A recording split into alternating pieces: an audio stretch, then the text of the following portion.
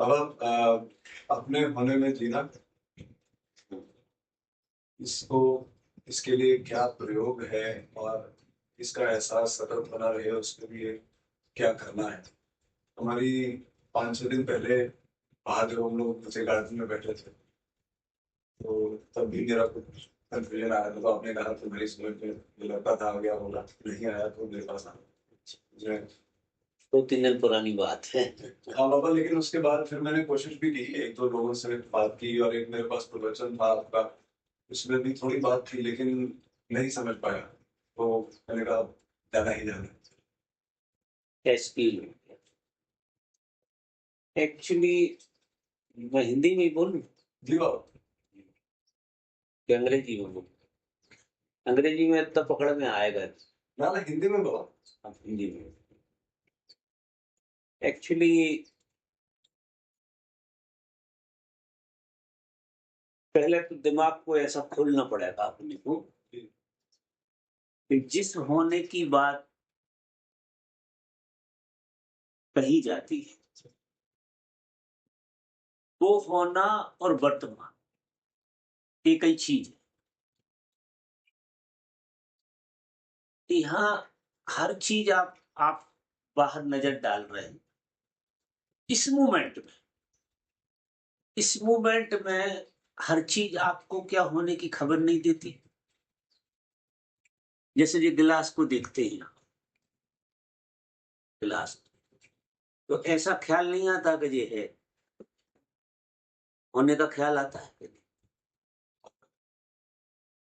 चारों तरफ आप देखिए हर चीज आपको होने की खबर दे रही कि वो है जी।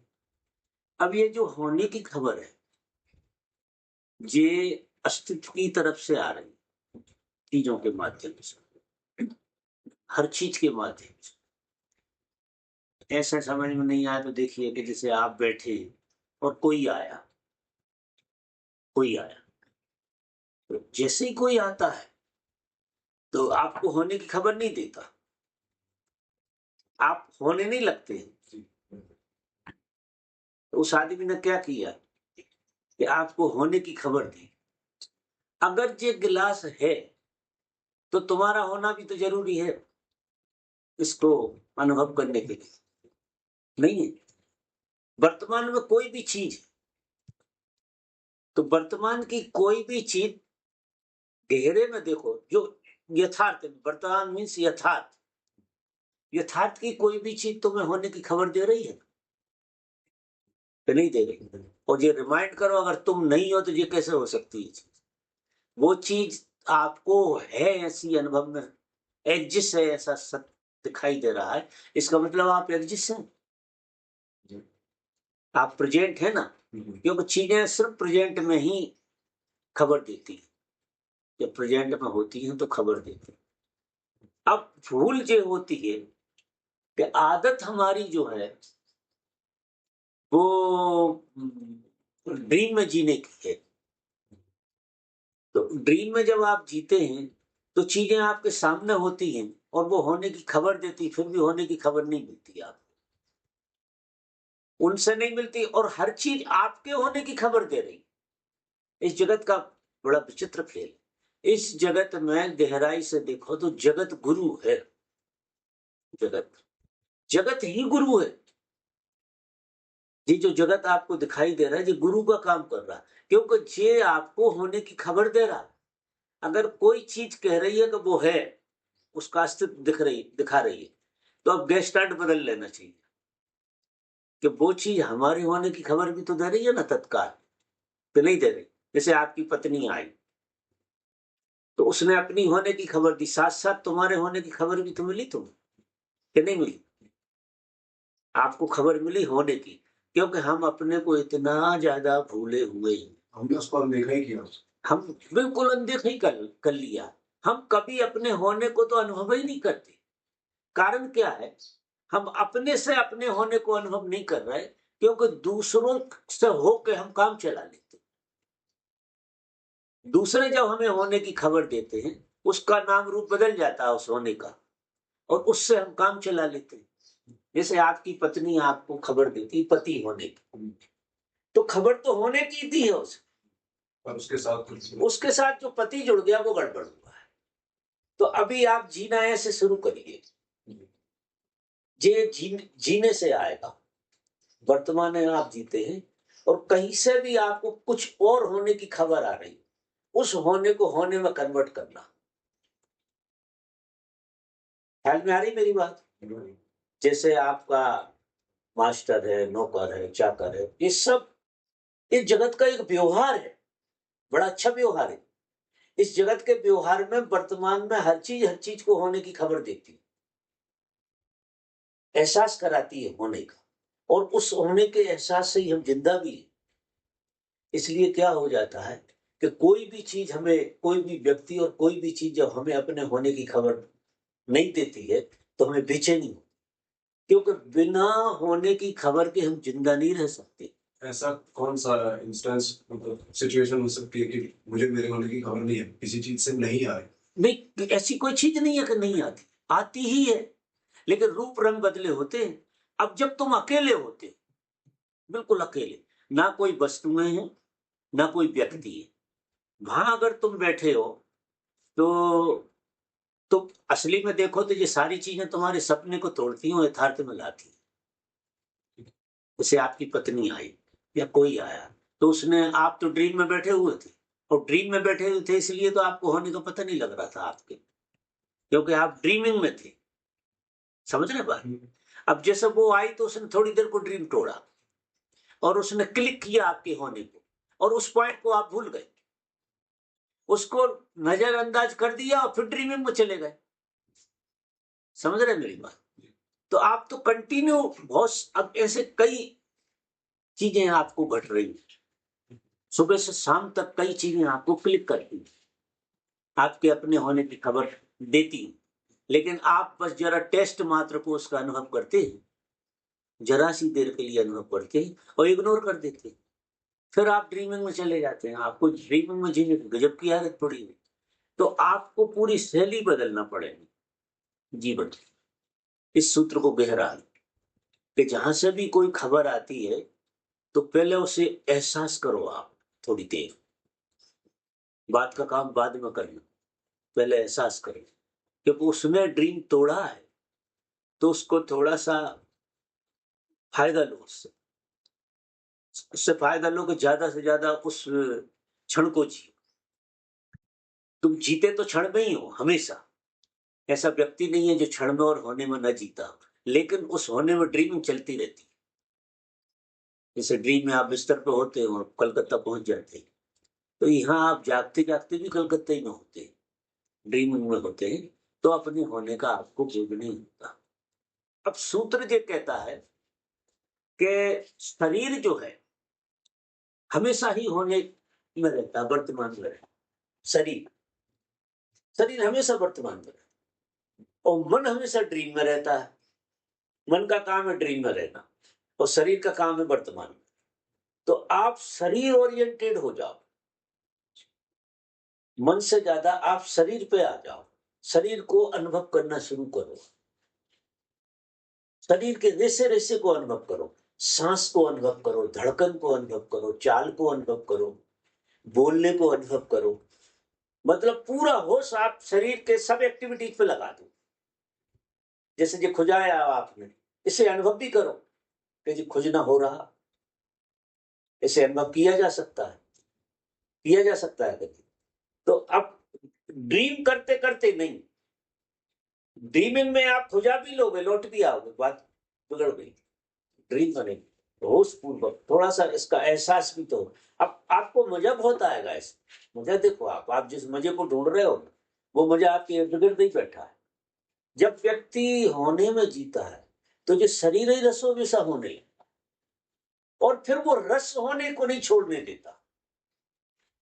जो रस पैदा होता है ना, तो क्योंकि शरीर में तो जबरदस्त रस भरा हुआ, शरीर में ही भरा, क्योंकि शरीर में चैतन्य विराजमान, शरीर में तुम्हारी एड़ी से लगा के उंगली तक जो है ना, उसमें चैतन्य का वास है। जब तुम एहसास करोगे शरीर का, तो शरीर का एहसास तो बंद होने लगेगा और चैतन्य का एहसास बढ़ जाएगा, आपके चेतना बढ़ने लगेगी। धीरे धीरे अगर शरीर पे किसी ने प्रयोग ठीक से किए तो चेतना तुम्हारा होना है, और वो क्षणिक देर के लिए उसका एहसास करते हो तुम। बाकी तुम शरीर का नहीं, ड्रीम का एहसास करते रहते हो। और ड्रीम तुम्हारे या तो पीछे के होते या आगे। वर्तमान में तुम ड्रीम में नहीं जा सकते हो, कोई उपाय नहीं। अब वर्तमान में शरीर है, शरीर को जब जाने तुम ड्रीम में ले जाओ, मन को ले जाओ, इस हाथ ही तुम ड्रीम में ले जाके दिखा दो, दिखा सकते हो? ये हाथ तुम्हें दिखेगा तो यही दिखेगा, ड्रीम में नहीं दिखेगा। अगर ड्रीम आएगा तो ये हाथ गायब हो जाए, दिखेगा ही नहीं आपका हाथ। अगर आप ड्रीमिंग में है कैसे दिख जाए? आप दिख रहे हैं आपके लिए, आप एहसास हो रहे हैं आपके लिए। जो ड्रीम में आप एहसास नहीं होते, जैसे ही ड्रीम आता है आपको पता ही नहीं, आप गायब हो जाते, आप नहीं होते, ड्रीम जीता है। जब लौट के आते हो तो पता लगता है शरीर इतना जोर से हम माने, शरीर जो है ना इतनी बड़ी कीमिया है। इसलिए पतंजलि ने और बहुत सारे लोगों ने शरीर से ही साधना करवाई कि पहले शरीर के प्रति तुम जागृत हो। धर्म की जो ओशो भी कहते हैं, तो यही तंत्र का नियम है, ये ओशो का भी नियम है कि पहले तुम शरीर के प्रति जागृत रहो। पहला प्रयोग ही शरीर पर करो। शरीर के प्रति इतनी जागृति डाल दो, इतनी जागृति डाल दो। अब इसमें जागृति ज्यादा अनुभव होने के लिए एक प्रयोग होता है प्राण का। जितना ज्यादा प्राणवान आदमी होगा वो शरीर के साथ ज्यादा रहे, क्योंकि प्राण शरीर में हिलोरन पैदा कर देता है, तो शरीर का एहसास ज्यादा होने लगता है। प्राण शरीर को संवेदनशील बहुत बना देता है। तो जब प्राण से शरीर संवेदनशील होता है तो उसमें चेतना का एहसास होता है, चेतना अनुभव में आती है। तो आप तो सुबह से शाम तक उठते बैठते खाते पीते जो भी कर रहे हैं कि आप अभी शरीर से लग जाओ, शरीर के साथ ही। हमें काम वासना में मजा क्यों आता है? हम पूरे शरीर हो जाते हैं उस टाइम, हम शरीर के साथ बिल्कुल एक हो जाते टोटल। हाँ, तुम स्वप्न में जा सकते हो, कोई काम वासना में आदमी स्वप्न में जा सकता। एक वही घटना ऐसी है जो स्वप्न में नहीं होती, हकीकत में होती, और हकीकत में होती इसलिए मजेदार होती। मजा देखो, उसका मजा होने का जो राज है, वो राज है कि वो वर्तमान में होती है। क्योंकि उस समय तुम्हें फुर्सत कहां सपने देखने, तुम एक हो जाती हो, अपनी बिल्कुल एक हो जाती। तो वहां जितने ज्यादा तुम एक होगे उतना ज्यादा तुम्हारा रेसा रेसा जुड़ जाता है। बिखराव नहीं, काम वासना में हम पूरा शरीर हमारा सब जुड़ जाता है, एक हो जाता है, बिल्कुल टोटलिटी आ जाती है। और वो टोटलिटी आ जाती है, उसका आपको आनंद आता है, वो प्रकृतिगत घटना। और वो चूंकि क्षणिक रहता, किसी कार्य कारण से हुआ, अब फिर तुम वो कार्य कारण का सपना देखते रहते, होता कहीं है और सपना कहीं बन जाता। तुम औरत को याद करोगे, उसके अंगों को याद करोगे, उसके अंग की वजह से हुआ, वो सब फालतू की बात है। वो तो प्रकृति ने एक बहाना दिया था, क्योंकि टोटल होने के लिए प्रकृति ने एक बाहर सब्स्टिट्यूट पैदा किया था कि पहले तुम सब्स्टिट्यूट के साथ एक होने की अनुभव करो, फिर धीरे धीरे करके तुम अपने में ही एक होने का अनुभव करो, ऐसा हो जाए। तो आप पूरी साधना शरीर पर लगा दो। तो शरीर के लिए प्राण है, प्राणों से इतने भरे हो कि शरीर में प्राण झलक रहे। अब जितना ज्यादा प्राणवान आदमी होता है उतना कम मन काम करता है, क्योंकि जो मन का काम था वो प्राण वैसे ही कर देते। जो अतृप्ति के लिए मन दौड़ रहा था, वो तृप्ति प्राणों से अपने आप आपके अंदर हो गई। और प्राण और शरीर का जब सामंजस्य बैठ जाएगा ठीक से, तो उसमें चेतना पैदा हो जाएगी। वो चेतना पैदा हो जाएगी तो जो सब बीमारी है। तुम्हारा शरीर अपने आप में इतनी तृप्ति, अब तुम्हारी इंद्रिय तृप्त हो, अब तुम्हारी, क्योंकि इंद्रिय अब भाग नहीं रही पीछे की तरफ। शरीर में जब तुम आ गए तो सारी इंद्रियां शरीर में मौजूद रहेंगी, सपना नहीं देखेंगे। जैसे काम वासना में आप शरीर में मौजूद हो जाते, ऐसी समस्त इंद्रियां मौजूद होने लगती आपके भीतर, और उसमें चैतन्य का प्रभाव बढ़ जाए। चैतन्य का प्रभाव बढ़ जाएगा तो एक तृप्ति आना शुरू हो जाए। वो तृप्ति आएगी तो भागदौड़ बंद हो जाएगी, वहां से ध्यान शुरू होगा। ध्यान ऐसे शुरू नहीं होता जब तक शरीर किसी का स्वस्थ नहीं होता। स्वस्थ का मतलब यह है तृप्त नहीं होता, और शरीर को तृप्त करने के लिए प्राणों का प्रयोग करना पड़ता है। जागृति प्लस प्राण, ये दो मिलाकर शरीर को स्वस्थ करते हैं। शरीर स्वस्थ हो गया तो ये लहर बन जाएगा, ये चलते उठते। अब आपको इसे याद नहीं करना पड़ेगा, उठोगे तो लहर होगी तो याद रहेगा ही वर्तमान। आपको होने का एहसास उस लहर के कारण बना रहे। उठते बैठते खाते, फिर खाओगे तो मजा, पियोगे तो मजा, मतलब वो एक लहर खा रही है पी रही, तो अभी बेहोशी नहीं रही, अब हर चीज में कहीं होश जुड़ गया। होश को इस तरह से नहीं साध पाओगे, तुमको खा रहे हैं तो होश पूर्वक खाएं। वो जब भीतर से लहर बन जाएगी तो वो होश आएगा ही। तुम खाओगे तो खाने से भी होश और बढ़ेगा, कम नहीं होगा, और बढ़ेगा, क्योंकि क्रिया हो रही तो प्राणों में कुछ हलन चलन हो रहा, एहसास तो बढ़ेगा। तो धीरे धीरे करते करते करते करते तुम्हारा शरीर एकदम स्वस्थ हो जाए। जिनका शरीर स्वस्थ होता है उनका मन अपने आप स्वस्थ होता है, क्योंकि मन क्या ढूंढ रहा, शरीर की तृप्ति के साधन। जब शरीर ही तृप्त हो गया तो मन तो फिर गिर ही जाए। मन की इतनी औकात नहीं रहेगी कि वो जबरदस्ती के खेल, वो बस एस्क्यूज की तरह रह जाएगा मन। तो जब एस्क्यूज की तरफ मन रह जाता है तो उसमें जागृति बहुत ज्यादा डग जाएगी। आप फिर विचारों के प्रति, भाव के प्रति, क्योंकि उनमें गति कम हो गई उनकी। जब गति उनकी कम हो जाए तो ही जागृत हो सकते हो। अगर ओवरलैपिंग में आपके विचार चल रहे हैं, ओवरलैपिंग में आपके भाव चल रहे हैं, आप कैसे जागृत होंगे? क्योंकि एक चीज पकड़ ही नहीं पाते हो, दूसरी खड़ी हो जाती है कि नहीं? तो शरीर में ठहरोगे तो मन ठहरेगा, मन में जागृति आ जाए, चेतना। फिर क्या है कि अभी तुम्हारा मन मुर्दा है, होश से उसमें चैतन्य बढ़ेगा, मन भी चैतन्य हो जाएगा, मन भी चेतना बन जाएगा। क्योंकि चेतना जो है वो कला जो है कि चेतना होश से डाली जाती है। हर चीज डाली यानी है तो सही, लेकिन होश से उसको प्रकट किया जाता। तो पहले तो तुमने शरीर में प्रकट कर ली होश से, और जब शरीर में पूरी प्रकट हो जाएगी तो मन में प्रकट होना उसका सरल, फिर वो मन में प्रकट हो जाए। फिर जब मन में प्रकट हो जाएगी तो बुद्धि में प्रकट हो तुम्हारी, और बुद्धि एक बार जागृत हो जाए तो विज्ञान खड़ा करने लगती है। ये जो अभी तो लगी थी उपाय करने यहाँ का संसार का, फिर वो परमात्मा के आयोजन में चली गई। फिर उसमें ज्ञान पैदा होने लगता है, सब चीजें अपने आप आने लगती हैं कि कौन सी चीज से क्या होता है, कौन सी चीज से नुकसान होता है, कौन सी चीज से फायदा होता है। ये बुद्धि पूरी की पूरी आपकी जागने लगे। तो जिनकी बुद्धि जागती है उनमें प्रज्ञा का जन्म होता है, प्रज्ञा जन्म जाती है अपने आप। तो अभी यहां तक तो देर लगेगी, आपको जो शुरू करना है वो शरीर से करना। होश को शरीर के साथ जोड़ लो, यानी शरीर का एहसास ज्यादा करो तो होश प्रकट होता है। होश पूर्ण हो तो शरीर में हारमोनी आती है, दोनों बातें। लेकिन शरीर से भी शुरू किया जा सकता है कि शरीर को तुम, शरीर की संवेदनाओं को अनुभव करना शुरू करो।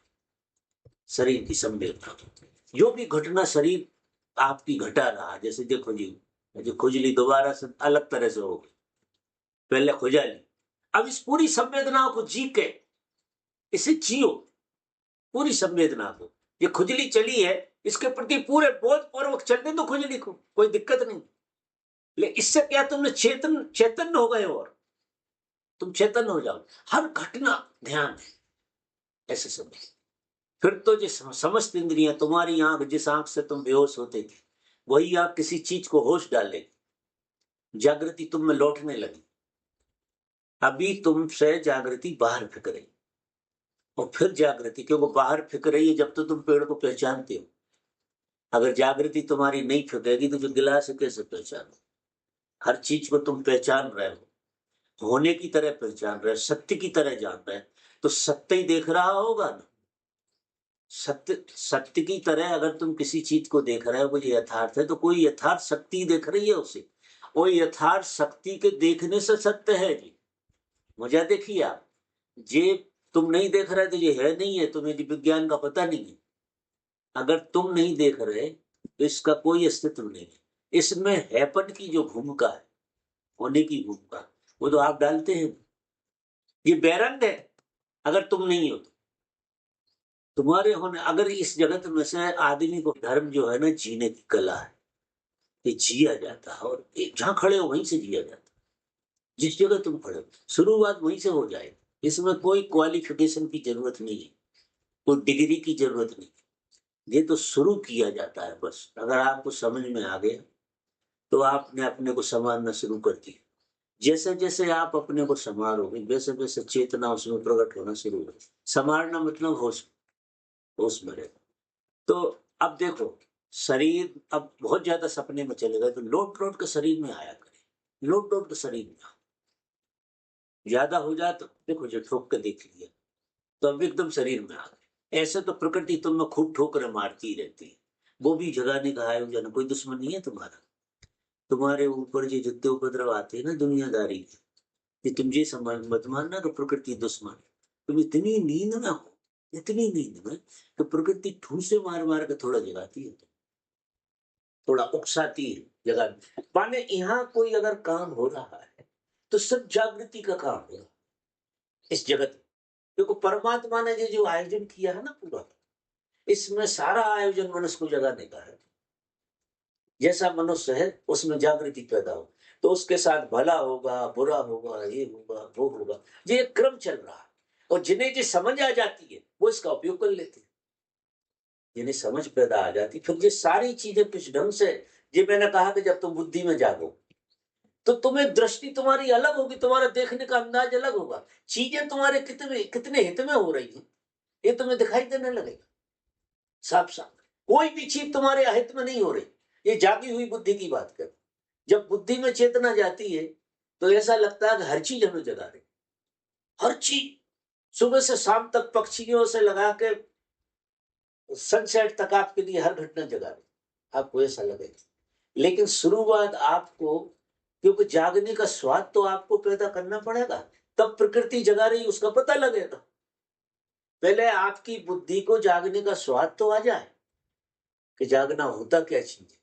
तो जागने का जैसे ही स्वाद आ जाए तो फिर तो चीजें जितनी भी घटेंगी वो अपने आप घटेंगी, ऐसा दिखेगा आप।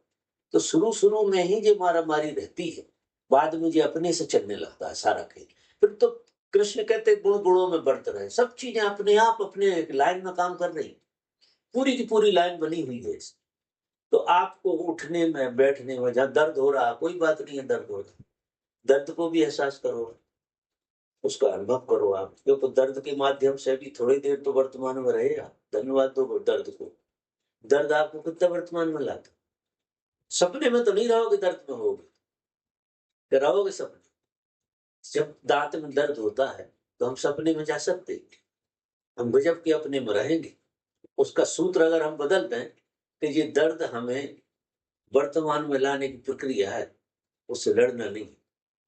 जितनी देर दर्द रहेगा हम वर्तमान में भी रहेंगे। समझ रहे हैं मेरी। अब ये आसनों में बिठाला जाता है लोगों को, आसन मत बदलो, ऐसा करो वैसा करो, उसमें दर्द पैदा होती। वे दर्द अगर गहरे में देखो, उनसे लड़ो, वो तुम्हें सपने में नहीं जाने दे रहे, तुम्हें एहसास करा रहे हैं होने का, दर्द की तरह करा रहे हैं, लेकिन करा तो रहे हैं एहसास। अगर तुम राजी हो जाओ ना उससे, गजब के राजी हो, तो देखो आप वो दर्द वर्द तो गायब होने लगेगा और जागृति बैठ जाएगी। यानी जागृति एक कला है, कला से पड़ती है। अगर कला आ जाए तुम्हें जीवन की तो जागृति एक अद्भुत घटना का नाम है। वो धीरे धीरे धीरे धीरे करके बढ़ती। तो मेरा पूरा उद्देश्य यहाँ लोगों को धर्म की जो बात मैं कहता हूँ वो एक ही बात कहता हूँ, हजार तरह से कहता हूँ कि तुम्हें होने का पता लगना चाहिए। और तुम्हें होने का पता जिस चीज का नाम है कि तुम्हारा बाप खड़ा होता है तो बेटा को होने का पता लगता है कि नहीं। तो तुम्हें होने का पता कार्य कारण से लग रहा है।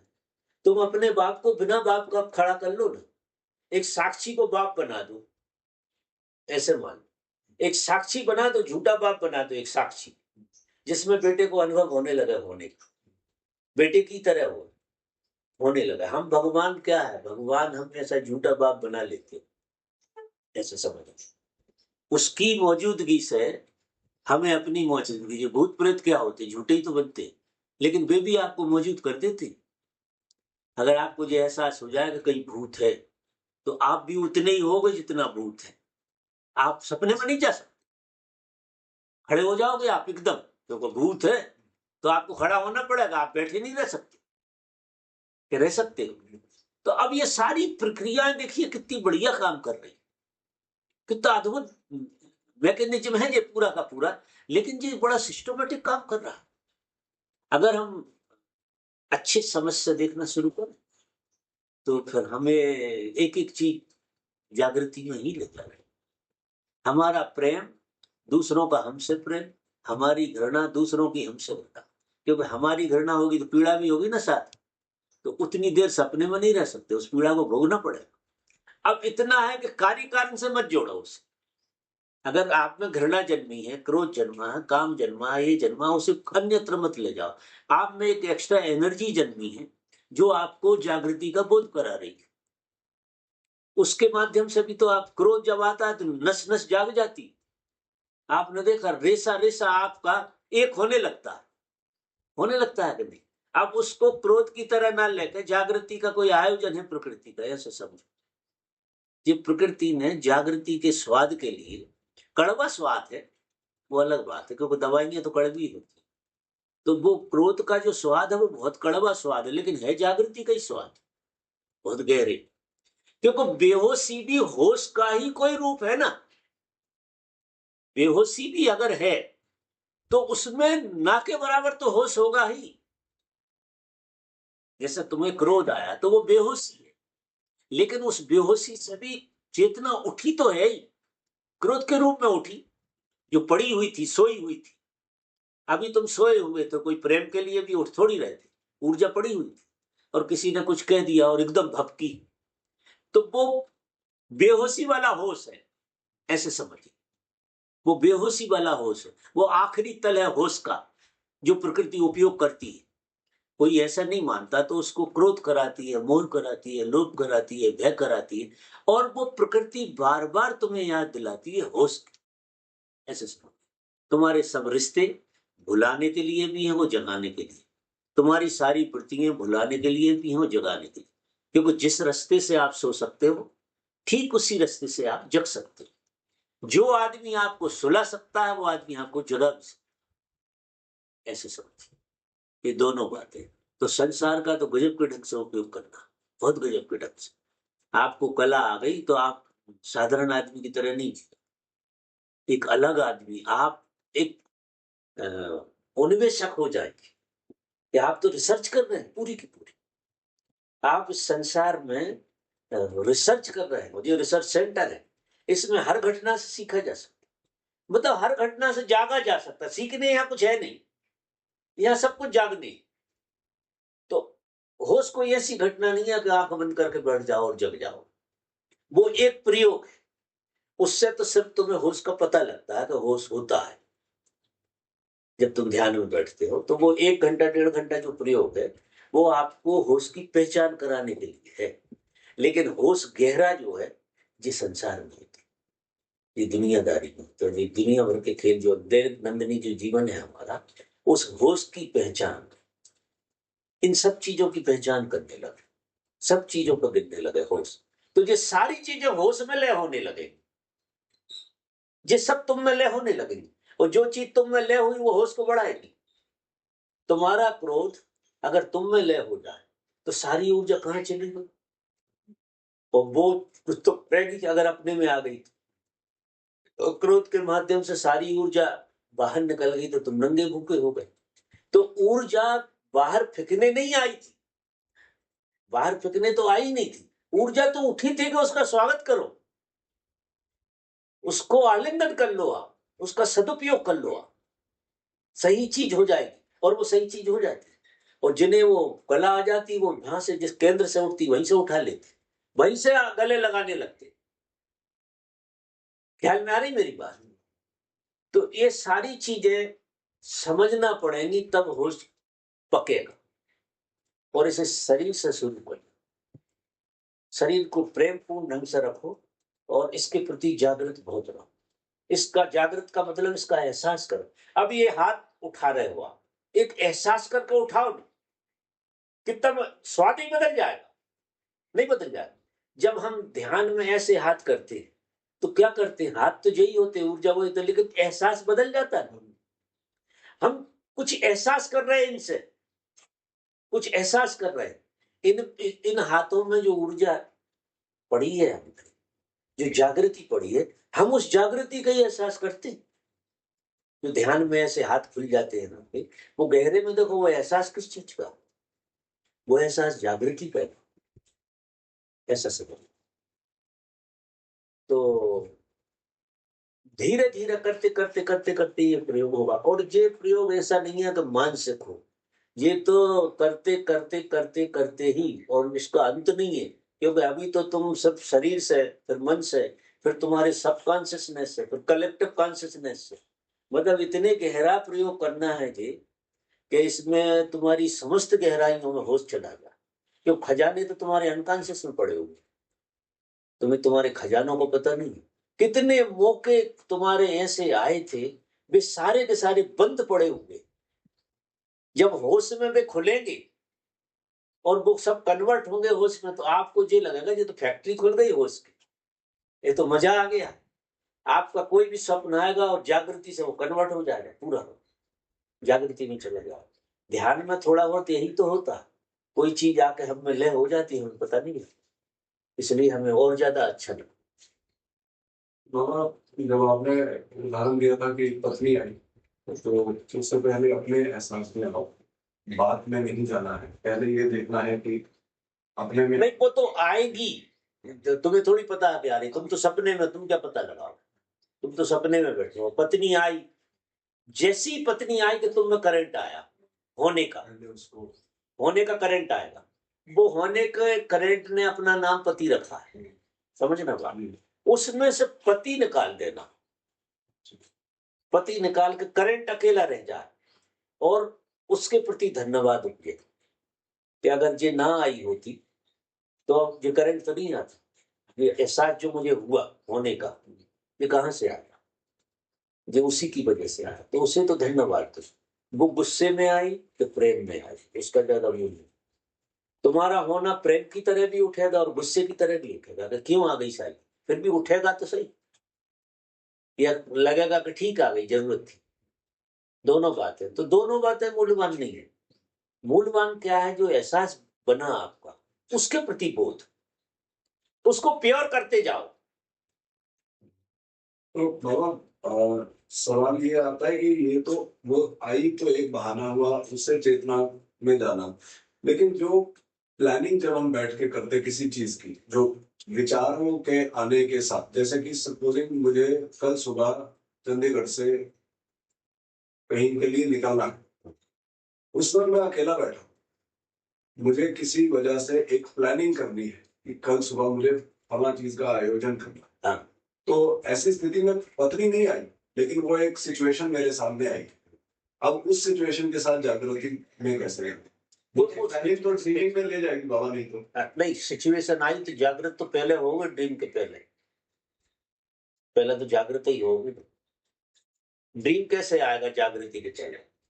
ठीक बात है। वो तो कोई भी घटना होगी, कोई भी घटना, क्योंकि आप प्रैक्टिकल नहीं होगे तो प्लान कैसे करोगे? ठीक बात है। आप ड्रीम में प्लान कर सकते हो, ड्रीम में तो प्लान नहीं कर सकते। तो शुरुआत तो जागृति से होगी, फिर ड्रीम हो जाएगा, फिर तुम ड्रीम का हिस्सा हो जाओगे, लेकिन क्लिक तो वहां भी होता है। तो अगर शुरू में ना पकड़ा जाए तो ड्रीम के बीच में फिर हाँ, जागृत होकर फिर आगे की प्लानिंग। फिर आगे की प्लानिंग करो, और प्लानिंग करते हुए भी आप अनुभव कर सकते हैं प्लानिंग हो रही है, जानते हुए प्लानिंग हो रही है, वो आप खोगे नहीं। वो मैंने कहा ना कि वो कला पहले, पहले आदमी को यथार्थ से देखना चाहिए, यथार्थ से देखो, वो सूक्ष्म वाले काम बाद में पकड़ में आएंगे, वो एकदम मत कहो आप, अच्छा। एकदम वो चीजें नहीं होने वाली। तो पहले तो जो छोटी छोटी घटनाएं आपके चारों तरफ जो तुम्हें तुम्हारी याद दिलाती, किसी भी रूप की, नाम की, देह की, प्रतिभा की, जो भी याद, उन यादों से अपने होने को मजबूत करो। तो फिर क्या होगा कि तुम्हें तुम्हारी याद आने लगेगी, क्योंकि आदत पड़ गई ना याद में जीने की,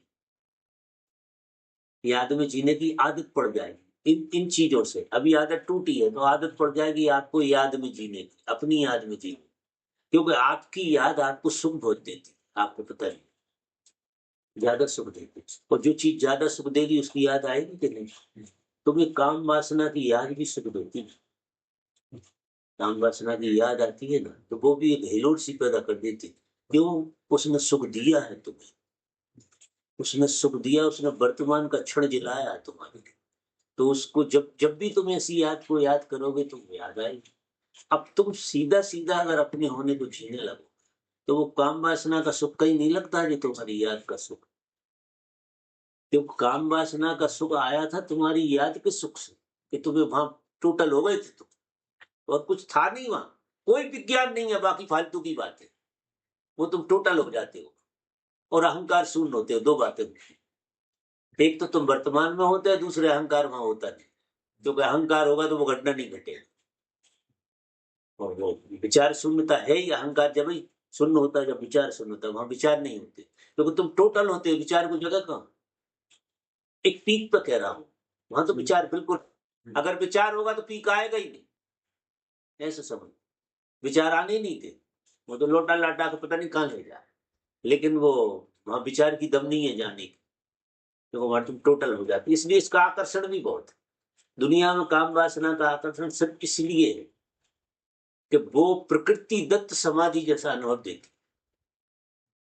विचार शून्यता होती, अहंकार शून्यता होती, और टोटल होते हो तो वर्तमान में होते, और वर्तमान में होने की वजह से वो लगता है, और तुम फिर हिप्नोटाइज हो जाते हो यार वो उस कारण से ऐसा हुआ, वो कोई कारण नहीं था, क्योंकि वो विवेक नहीं जागा है। वो विवेक जाग जाता तो वो देख लेता कि ये कारण तो वो नहीं है, ये है, और तुम्हें क्लिक हो जाती, तुम्हें सूत्र हाथ लग गया, तो तुम तो ध्यान की तरफ चल पड़ते।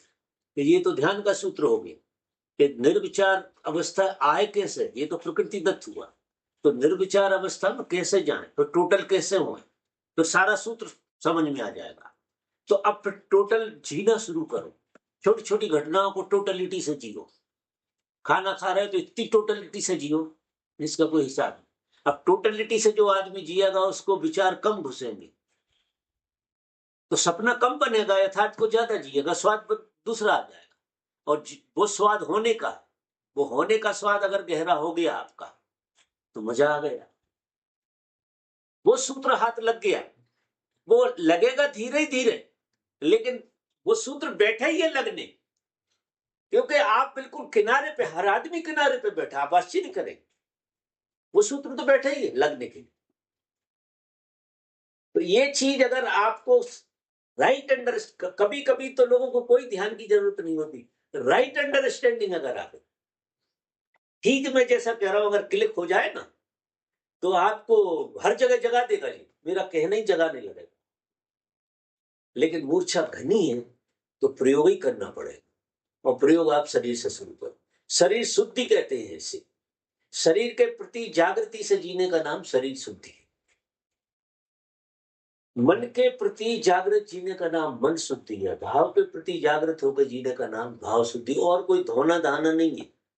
शरीर जो है, ना तुम्हें पाप पुण्य का कोई हिसाब रखना, ना शरीर के कर्म अकर्म का कोई हिसाब रखना, क्योंकि ये कर्म और अकर्म ये तो फैला रहा है पूरा का पूरा, कि ये बुरा कर्म है, वो सब काम एक से ही है। इसमें पाप पुण्य जो है वो ये है कि बेहोशी से किया गया कर्म पाप है, क्योंकि उससे तुम्हें कुछ मिलता नहीं, और कोई पाप नहीं। उससे तुमने एक मौका गंवाया, एक क्रिया हुई, एक घटना घटी, उस घटना का सदुपयोग नहीं हुआ, वो पुण्य हो, पाप हो गया। जागृति से करते तो उस घटना से तुमको कुछ गेन हो रहा था, क्योंकि जागृति से करते तो जागृति से हर कृत्य किया हुआ जागृति को बढ़ाता, बेहोशी से हर कृत्य किया हुआ बेहोशी को बढ़ाता है। सीधा सीधा खेल। अब जे खोपड़ी में बहुत जोर से घुस जाए सूत्र कि जो काम हम बेहोशी से करेंगे वो बेहोशी को बढ़ाने वाला है, उससे पाप होगा, वही हमारा पाप है, वो अचेतन बनता है हमारा। और होश से जो काम हम करेंगे वो हमारे होश को बढ़ाएगा, वही हमारा पुण्य। पुण्य और पाप की दूसरी परिभाषा से बंधना ही मत, यही पुण्य और पाप की, तुम पुण्य और पाप के हमेशा बीच में खड़े होते, कभी तुम पुण्य पैदा करते हो, कभी तुम पाप पैदा करते हो, कभी तुम में होश जग जाता है क्रिया में तो तुमसे पुण्य पैदा हो जाता, कभी बेहोशी जगती है तो पाप पैदा हो। तो अब ये सूत्र गहरा लो कि पाप में जाना का पुण्य में जाना, और पाप में जाना और पुण्य में जाने के लिए सिर्फ होश की बात है। पाप और पुण्य को डायरेक्ट नहीं करना, उनसे उन पे तुम प्रयोग करके नहीं देख सकते। तुम कहो कि नहीं मुझे पाप नहीं करना, तो अब आप गलती में चले गए, वो सूत्र बदल गए। तुम कौन होते हो पाप करने वाले? क्योंकि पाप होता ही बेहोशी में, तुम तो होते नहीं हो ना, तब होता है वो। और पुण्य जो होता है वो तुम्हारी मौजूदगी से होता है, उसमें भी तुम कुछ करते थोड़ी हो, मौजूद होते हो, बस मौजूदगी से हो जाता है। क्योंकि मौजूदगी का परिणाम है पुण्य होना, और पाप होना बेहोशी का परिणाम है। अब ये क्लिक हो जाए, बुद्धि में आ जाए जागृति पूरी की पूरी, तो देखो आप चलते उठते बैठते, अब यहाँ तो इस जगह पर रहते तो पुण्य कमाया जा सकता है इस जगह पे बैठ, क्योंकि यहाँ होश में जीने के चांस ज्यादा है। और जितने ज्यादा होश में जियोगे पुण्य ही आ रहा है आपका, और जितना पुण्य बढ़ेगा आप अच्छे होने, मतलब आप बड़े मजे में होने लगे। क्योंकि जागृति जैसे जैसे बढ़ती है हम चैतन्य होते हैं, परिणाम में चैतन्यता है ना। चैतन्यता का स्वभाव आनंद है, मजा देखिए, एक चीजें दूसरी चीजों से जुड़ी, प्रसन्नता, अहोभाव है, भक्ति है, ऐसा खेल। और आपने प्राणवान होने की बात करी कि प्राण से उससे कोई प्राण का प्रयोग करो, कोई भी तरह का प्राण, डायनेमिक ना बने तो प्राणायाम पे प्रयोग करो। ये रामदेव बाबा वाले तो प्राणायाम कोई रामदेव ने पैदा की ऐसा नहीं है, कि तो संतों की इजाद, भर्सिका और वो दूसरे जो प्राणों को संचय करते हैं वो करो। और जो दर्द के प्रति आपने कहा, तो क्योंकि अभी दर्द में कुछ बदलाव आया नहीं, हाँ। यहाँ जो लोग दवा में लेटे रहने का मेरा जो था उसमें ये जरूर हुआ कि लेट के ध्यान हो जाता, बहुत अच्छा हो जाता। तो पर दर्द नहीं गया है वो तो नहीं, दर्द जाए ऐसी भावना क्यों रखते हैं? ऐसी भावना मत रखो, क्योंकि वो ऐसा तुम तो इंतजार ही कर रहे हो दर्द चला जाए। दर्द जाएगा हीलिंग से। हीलिंग जब होगी जब तुम बहुत प्रसन्नता से जियो, दर्द तो नहीं बचेगा रत्ती भर तुम्हारा, अगर तुम ज्यादा प्रसन्नता से जीने लगो। अगर ज्यादा तुम होश को जीने लगो तो होश तो दर्द को खा जाए। दर्द नहीं गया है तो होश आया नहीं है, इतना नहीं आया कि वहां तक पहुंच जाता, काम चला हुआ आया। दर्द कैसे बच सकता? दर्द है अंधेरा, किसी भी तरह का दर्द हमारे भीतर अंधेरे का परिणाम है, ऐसे समझ। होश जब जगेगा तो होश बनाता है हारमोनी, और जब हारमोनी बनाता है तो जहां जहां चीज फंसी है उसको तोड़ देता है, काट देता है। क्योंकि शरीर का बोध होगा तुम्हें तो समाधि का बोध हो नहीं सकता, और होश समाधि की यात्रा है पूरी की पूरी। तो शरीर में जो भी बाधाएं सब कट जाती, उन सबको रिपेयर कर देता है। लेकिन वो आज से इंतजार मत करना, उसे अगर लंबा दर्द है तो लंबा ही जीना पड़ेगा। वो चैलेंज आ गया कि ज्यादा होश बढ़ा। अगर आपको दर्द पकड़े हुए है तो उसने, प्रकृति ने कह दिया कि इतने ज्यादा होश में रहो कि होश से डुबा ले, तो ये धन्यवाद दो, धन्यवाद दो इस बात के लिए कि दर्द है मुझे, इस वजह से मुझे बहुत होश में जीना। क्योंकि दर्द नहीं होता वे तो और भी बेहोश में जीते हैं लोग। तो आपको दर्द कोई पॉजिटिव आया है, नेगेटिव नहीं। क्योंकि समझ ध्यान के लिए हो ना, तो ये संसारी दर्द नहीं है, ये तुम्हें रुलाने मिटाने नहीं आया, ये तुम्हारा कुछ शुभ करने आया। बिल्कुल पॉजिटिव लो इस चीज के लिए, वो इंतजार मत करो कि दर्द चला जाए। आप तो ज्यादा से ज्यादा इंटेंसिव प्रयोग करो कि आपका होश ज्यादा बढ़ा रहे, होश को बढ़ाओ, दर्द पर सब गायब हो जाए। आप पक्का मान लो, कोई चीज बचती नहीं है। चेतना के आगे कौन सी चीज बचेगी? चेतना नहीं पहुंच पा रही है वहां, पॉजिटिव ऊर्जा, जागृति वहां पेनिट्रेट नहीं कर पा रही, इस वजह से। क्योंकि जागृति अभी इतनी फैली नहीं है। दर्द पे तो बिल्कुल आखिरी में जाकर काम करेगी ना, पहले तो वो अच्छी जगह को पकड़ती है, जो अच्छी जगह है उसमें व्यापकता उसकी बढ़ती है। पर धीरे धीरे करते करते जो विजाती चीज है उसे तोड़। जैसे हम खाना खाते हैं तो हमारा खाना हमारे स्वास्थ्य के लिए पहले काम करेगा, फिर बीमारी पे जाएगा, फिर बचा खुचा बीमारी को भी काम में आता रहता है। लेकिन पहला काम तो वो जो जिंदा है उसे जिंदा रखती है प्रकृति, जो मरा है उसे जरा बाद में देखती उसे, क्योंकि जो जिंदा है उसके प्रति अगर प्रकृति ना देखे तो वो और मर जाए। इधर दर्द हो रहा था, अब इधर और होने लगे, तो प्रकृति क्या करती है, पहले जो साबित चीजें उन पर काम। महापुरुष भी यहाँ लोग आते हैं तो जैसे कोई मेंटली और ऐसे वैसे आ जाते उनको हटा देते, उनके लिए वो कहते हैं इनका बाद में देखें। पहले यहाँ जो जिनकी संभावना है उन पे काम ज्यादा होता, उनको ज्यादा घेरती है ऊर्जा। ये ऊर्जा का स्वभाव, जिसकी संभावना ज्यादा जीवंत होने की है। वो एक कैंसर का हमारे यहाँ कोई आदमी था, वो इलाज करता था तो वो सबसे पहले बच्चों को देखता था, तो बच्चे की ज्यादा संभावना, फिर देखता था जवान को, और बूढ़े आदमी को तो बिल्कुल आखिरी में देखता था। तो वो बूढ़े आदमी को हम आखिरी में देखें, पहले जो जिंदा है उसे तो जिंदा रखा जाए ना, उसकी संभावना ज्यादा है ना। तो ये सारे प्रयोग आपके जो चलते हैं ये पहले जिंदा चीज को आनंदित करें, क्योंकि जिंदा चीज है तो वो सब मनाते मनाते उसे खा जाएगी,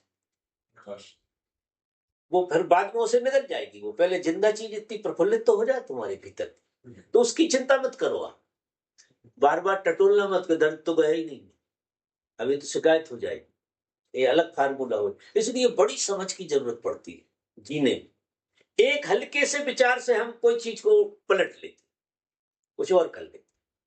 तो आप इस तरह से जी के देखिए, होने का सूत्र भी पता लगेगा आपको और जीने का सूत्र भी पता लगेगा। जीना और होना एक ही बात, और जब होना जीने में आता है या जीना होना हो जाता है तो परिणाम ही कुछ और होता है। पर जिंदगी में स्वभाव सबके कुछ है ही नहीं, ऐसे समझ।